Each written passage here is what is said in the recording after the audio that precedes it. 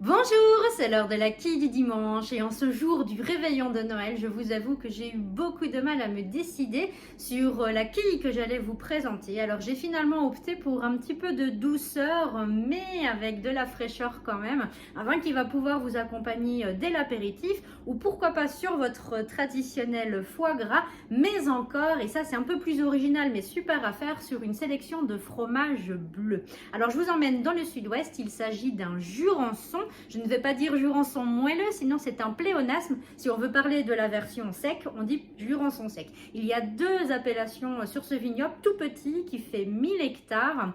L'appellation jurançon, la version donc moelleuse, a été créée dans l'entre-deux-guerres et il faut savoir que ce vignoble a failli disparaître suite à une succession de crises entre le phylloxéra, crise économique, etc. Heureusement, une poignée de vignerons s'est battue pour exister encore aujourd'hui.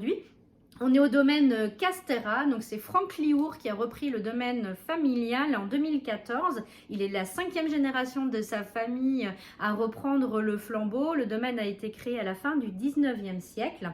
Alors il travaille 12 hectares de vignes, mais il a également une vingtaine de vaches dont il prend soin et une vingtaine d'hectares de céréales qu'il cultive également. Ici on est sur sa cuvée classique, donc dans la gamme des moelleux, un assemblage bien sûr des deux cépages typiques du Jurançon, le petit et le gros Mansin, deux super cépages. Le petit Mansin, lui, en fait, il est très sensible à la pourriture noble, ce qui est vraiment l'idéal, c'est ce qu'on veut pour produire ce style de vin. Et puis le gros Mansin, lui, il est un peu moins sensible parce qu'il a une peau très épaisse.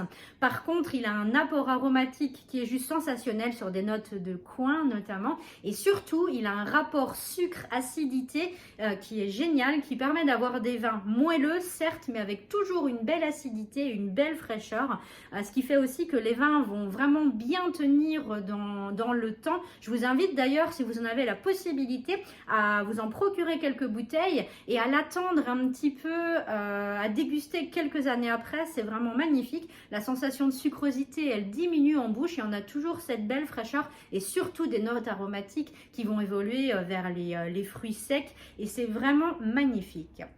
Alors la boutique est ouverte aujourd'hui pour vous servir encore pour vos derniers cadeaux, vos accords pour les repas de fête. On ferme à 16 h, un petit peu plus tôt.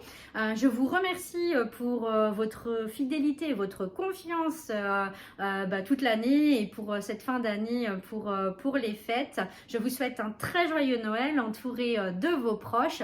La boutique sera fermée les 25 et 26 décembre. Je vous retrouve avec plaisir à partir du 27, du mercredi 27 jusqu'au 31 bien sûr.